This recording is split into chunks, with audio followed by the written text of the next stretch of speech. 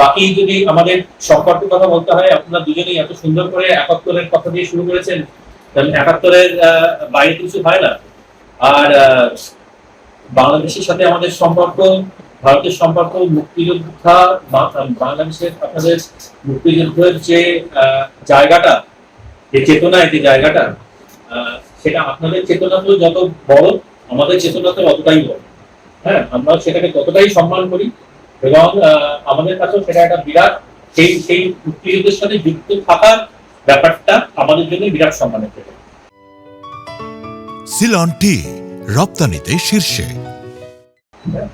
এবং তার বাইরে গিয়েও আমি বলছি যে আমাদের সম্পর্কটা হিস্টোরিক্যাল, যে আমরা বলি না, আমরা হিস্ট্রিতে একসাথে, আমরা জিওগ্রাফিতে একসাথে, ভৌগোলিক ভাবে একসাথে আমরা, হ্যাঁ, চেতনায়, কালচার, ভাষা, আপনি কোনটা বাদ দেন, মানুষকে দুই মানুষকে এবং আত্মিক সম্পর্ক, সেটা তো আছি।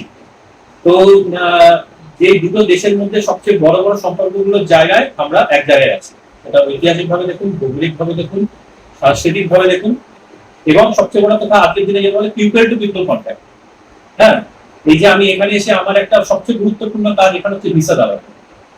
তো ভিসার মাধ্যমে আমি বুঝতে পারি যে এই দেশের লোকের সাথে ও দেশের লোকের সম্পর্কটা কতটা গভীর। যে নানা কারণে যেতে হচ্ছে। আর এবং এটা সেই অবস্থা যেখানে কিনা এখনো আমরা জানি যে আমরা ফুল ভিসা সার্ভিসটা এখনো সেভাবে চালু করতে পারিনি, যেটা কিনা আগে চলছিল। কিন্তু আমি আশাবাদী যে আমরা সেই দিকে যাচ্ছি, যেখানে গিয়ে আবার আমাদের আগের মতন পুরো উন্মুক্ত একদম ভিসা যে জায়গাটা, এবং ভিজিটর ভিসা বিশেষ করে সেই জায়গাটা আমরা শুরু করতে পারবো। আমার ব্যক্তিগতভাবে খুব ভালো লাগবে যে মানুষের যেটা দরকার, দুই দেশের মানুষের যেটা দরকার, যে তারা একে অপরের কাছে আসুক এই ভিসার মাধ্যমে, সেটা।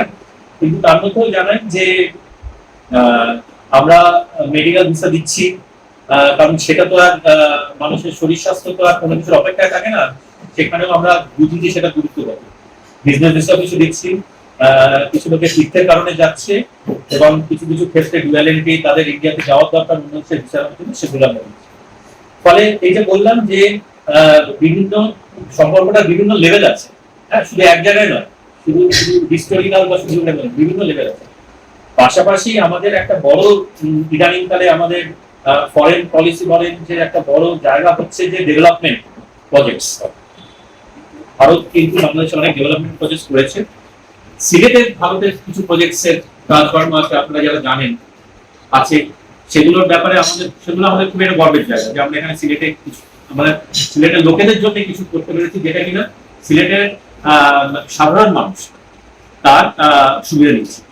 এটা দোকানিকে ওখানটাই বলুন, তারপরে এই যে ক্লিনার কলোনিদের তাদের বিল্ডিংই বলুন, বা ছাত্রাবাস বলুন, হ্যাঁ, তো এগুলো